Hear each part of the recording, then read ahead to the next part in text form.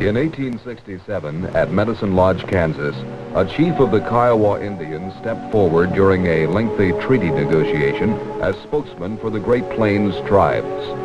All of the land south of the Arkansas belongs to the Kiowas and Comanches, and I don't want to give any of it away. I love the land and the buffalo, and will not part with it. The chief was Satanta, White Bear, who in his youth had guided the first Spanish explorers across the plains. Now, almost a century after Medicine Lodge, this boy, called Kaw-Awn-Kee, still faces many of the problems which confronted White Bear. And perhaps his battles are even harder, for he must accept two cultures. He is an Indian and... Darwin, come on, Darwin, let's go! He is a teenager, surrounded by the luxuries, problems, and pressures of a 20th century civilization built by the white men his ancestors resisted. Kaw-Awn-Kee is a Kiowa, and his name means poor guy. The other name, the one on his birth certificate, the enrollment card at school, and the one by which he will live most of his life, is Darwin Palmer. The names themselves are typical of the world in which he and other Indians of his generation are asked to live. There is an Indian name and a white man's name, and each comes equipped with a culture, one to preserve and one to accept. This often results in subtle conflicts that are not always seen all the time by everyone, but they are present. They are conflicts hidden deep in wells of heritage, pride, and misunderstanding. If they are not easily seen, perhaps they can at least be better understood by spending a few days with this boy. The last few days in the Indian summer of Darwin Kaw-Awn-Kee.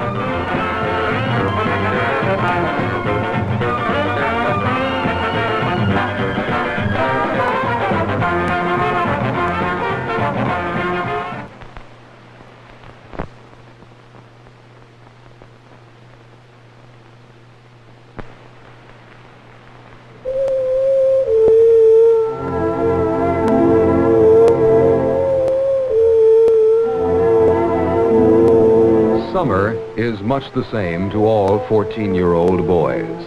A string of lazy days confined to doing those things that interest you most. To Darwin, this often means taking a .22 rifle and walking the creek bed for a stray rabbit or squirrel. Hunting during the last few days of summer is not so much a quest for game as a last look at familiar haunts. Whether he realizes it or not, the land is a close link between Darwin and his ancestors. He enjoys exploring the land which was a way of life to his forefathers. The eloquent spokesman White Bear said of this very land, "I love to roam the plains. There I feel free and happy. But when I settle down, I grow pale and die." A long time ago, this land belonged to our fathers. But when I go up the river, I see camps of soldiers on its banks. These soldiers cut down my timber. They kill my buffalo. And when I see that, it feels as if my heart would burst with sorrow.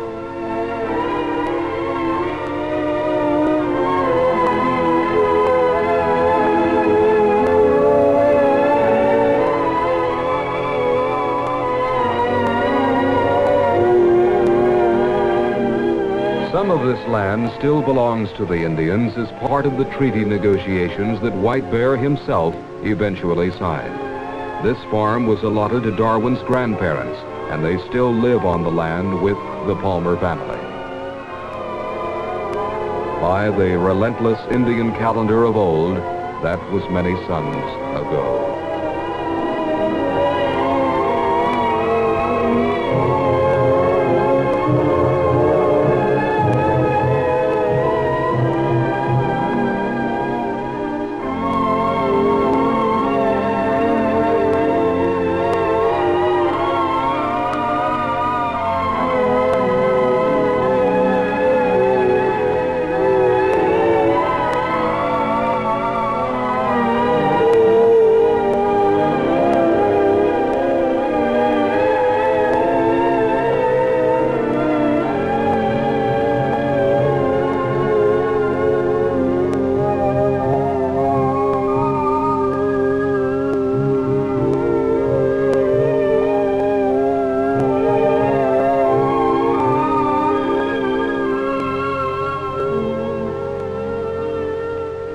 is easy for Darwin to remember that his ancestors might have walked across this same field in search of game or a new campsite, or even in search of an enemy's trail.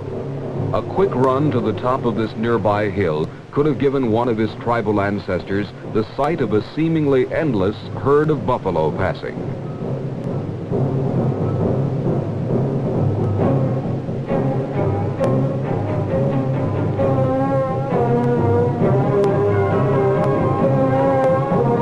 But Darwin cannot watch his livelihood pass before him from a hilltop.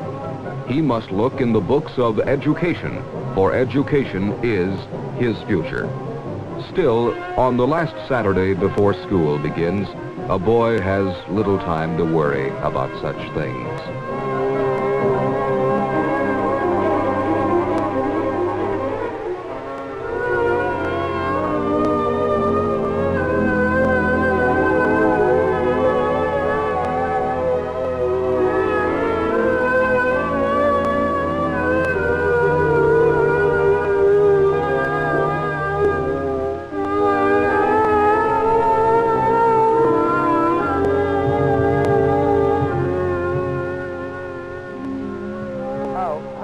The older generation is a strong influence on Darwin. His grandfather's teepee poles still stand in the front yard in constant contrast to the house. When his grandparents are away, there are often other elders of the family visiting, such as his mother's aunt and uncle. James Ochai is the grandson and only direct living descendant of the famous Kiowa spokesman, White Bear. Around his neck is a medal that was presented to his grandfather at Medicine Lodge. His wife Celia is the great-granddaughter of another famous Kiowa chief, Lone Wolf.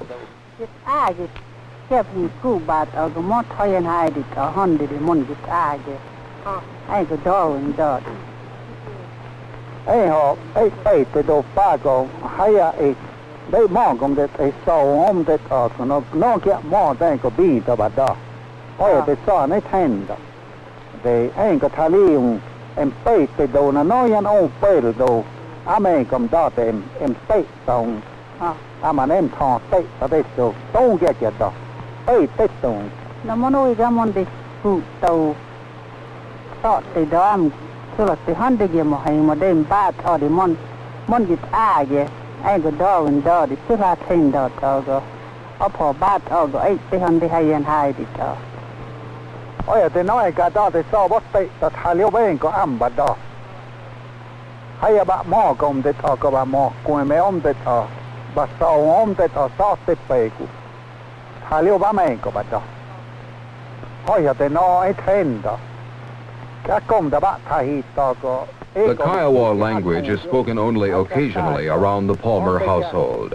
All of the children understand the language, but it's considered to be kept only as a token of their heritage. In some families, though, it's used so often that the children have difficulty with English.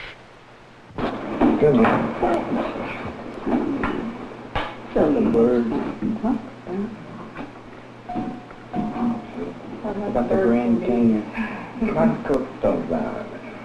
What do you want? What do you want? A piece of bread. God is great, and we're thankful for His food. By His sins of His faith, give us, Lord, daily bread. Amen. The Palmer family is well known and respected among the white and Indian communities alike. They have 6 children, and Darwin is their youngest boy. Next is Lindrith. His Indian name is Kokoitsane, meaning young Mustang. He's 16 years old, and during the summer was named the national champion in fancy war dance competition. There are 3 girls in the family. LaDonna is 13 years old. Phyllis is the youngest member of the family at 11, and an older girl, Audrey, is married. Gus Jr. is 21 and a sophomore at a junior college. His grandfather named him Pintaide, meaning White Cloud. Gus Sr. is a painter at Fort Sill, a nearby military post established in the 1800s to keep watch on the Kiowas and other tribes when they were moved to reservations. Gus and his wife are active workers in community meetings among Indians and whites, sponsored by the Human Relations Center at the University of Oklahoma. 13. How long? 3-4 days.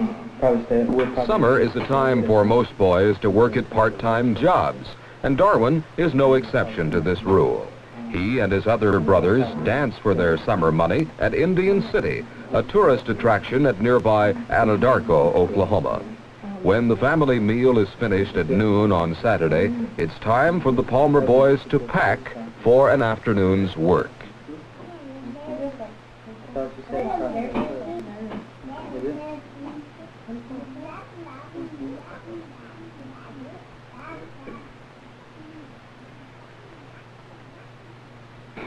The boys' costumes were handmade by their uncle with care taken to preserve authentic detail.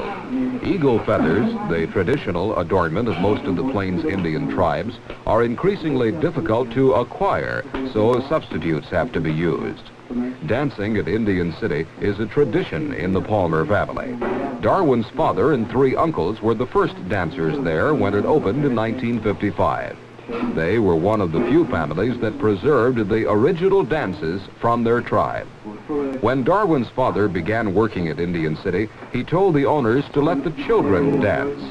Teach them and tell them it is a good thing so that they will not be ashamed, but rather proud of their heritage and keep it alive. One of the dances in which Darwin performs is the sword and shield dance. 2 warriors meeting in mock battle to portray their bravery. Darwin's adversary in this battle is his 13-year-old cousin, Randy.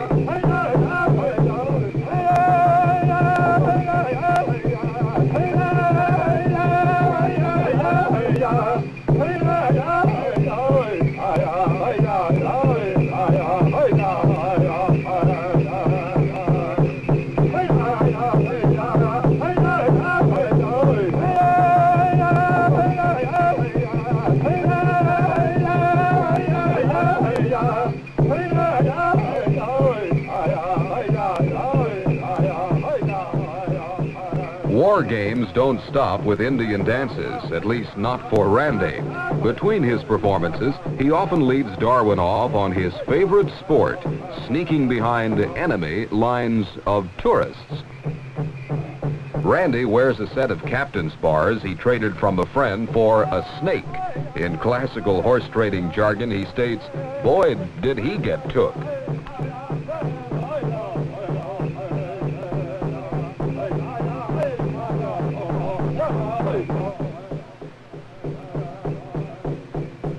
Randy knows every back trail and hiding place available among the 7 different Indian village replicas. From overhanging limbs, pathside bushes, and empty teepees, Randy has watched the tourists pass by and takes a great deal of boyish pride in the fact that he is rarely seen. This is play to 2 youngsters of the 20th century. But a few generations ago, sneaking around the sides of a village would have been considered good practice for coming into manhood. In the past, 2 boys playing at war might later have become members of the Black Leggin Society, an elite organization of Kiowa warriors who distinguished themselves with such acts of bravery as sneaking into the teepees of enemy encampments. Randy and Darwin are descendants of one of the first braves to be admitted to the Black Leggin Society, and Darwin's father is now head of that group that once a year pays homage to past generations of Kiowa war veterans. Randy's father was an infantry platoon leader in World War II, and Darwin's father was waist gunner on a B-17. There were other uncles who also distinguished themselves in service. One of them was killed.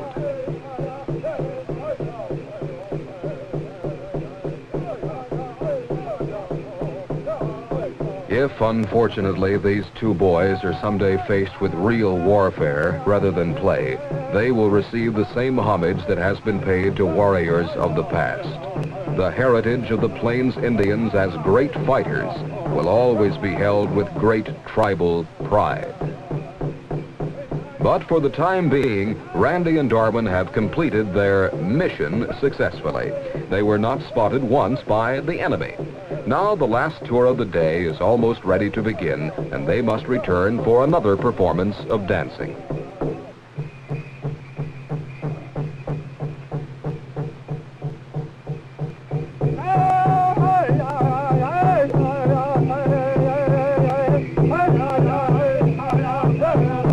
The Palmer boys have been told by their fathers, we must learn from the white man. I believe that all different people have different skills, just as different trees bear different fruits.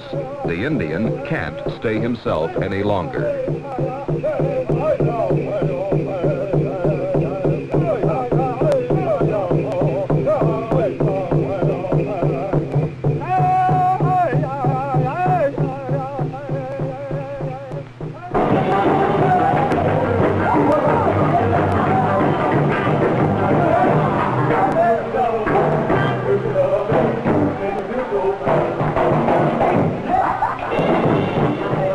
Gus Jr. has apparently learned his father's lessons well.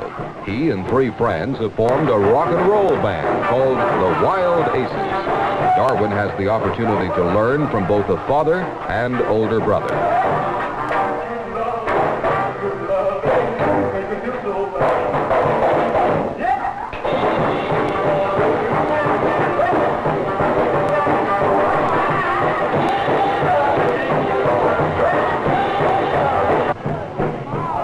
Darwin seldom tags along after his big brother, but on the last real night of summer, it seems appropriate to find some gaiety, if only to watch for a while.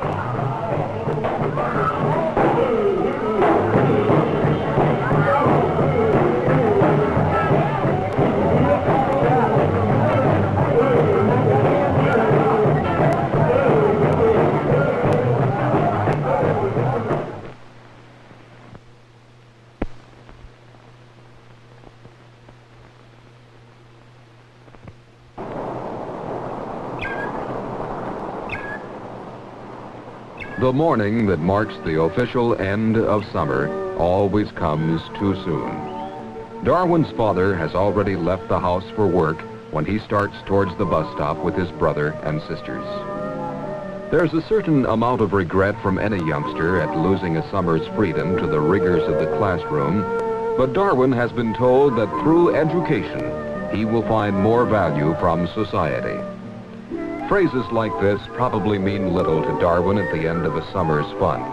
Perhaps there would be more significance to the startling fact that even if he graduates from high school, he will be a minority among the other Indians of his age.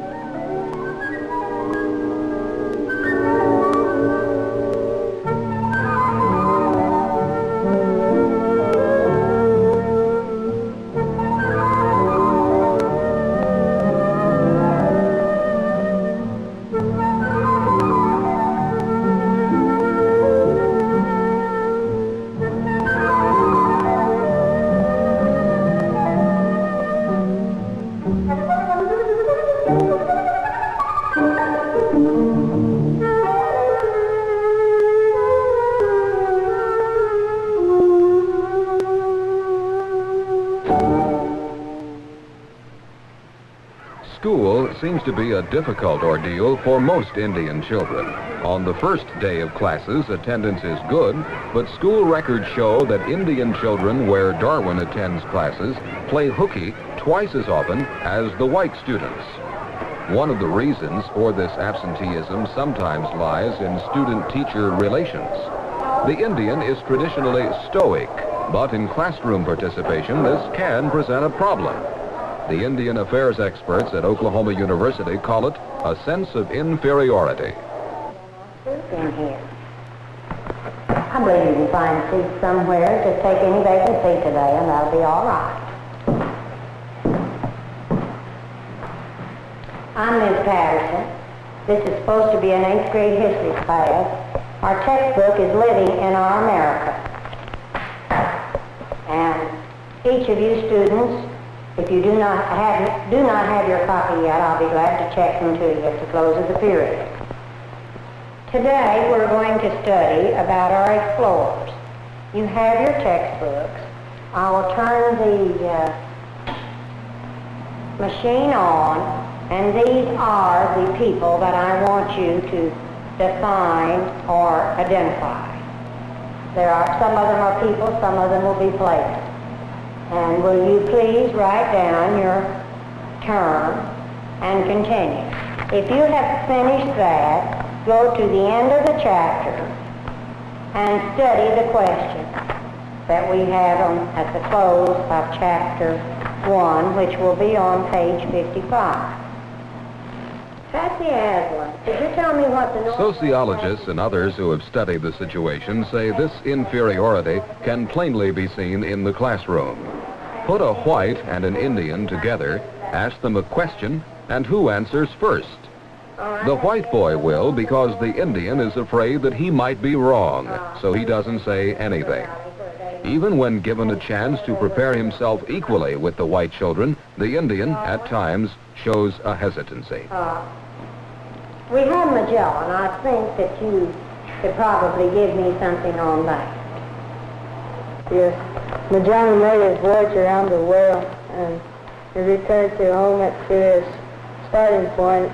He proved that the world was round in 15 and 19.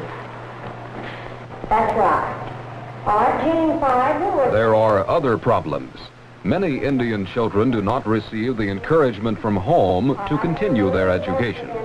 Some say this is a lack of incentive caused by the fact that the government has always cared for the Indian, and they see no reason for education or work.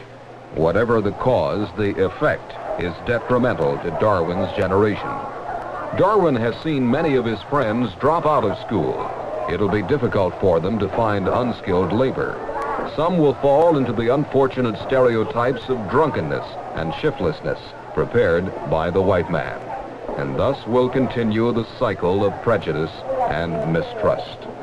In order to escape this fate, Darwin will have to continue his education, even if it means staying a little after class. But even in this gesture of interest, a boy like Darwin could face the scorn of his Indian friends. Indian boys often form their strongest friendships among other Indians at tribal powwows, but ties can be broken when one boy attempts to learn and better himself. He can then be ridiculed for going the white man's way. This accusation has ended the careers of many promising Indian students.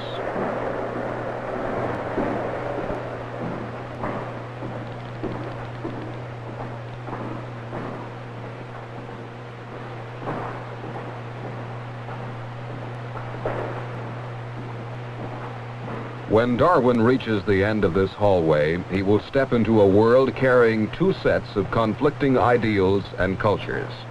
His education will not erase his struggles, but perhaps it will give him a better understanding of himself and his two cultures.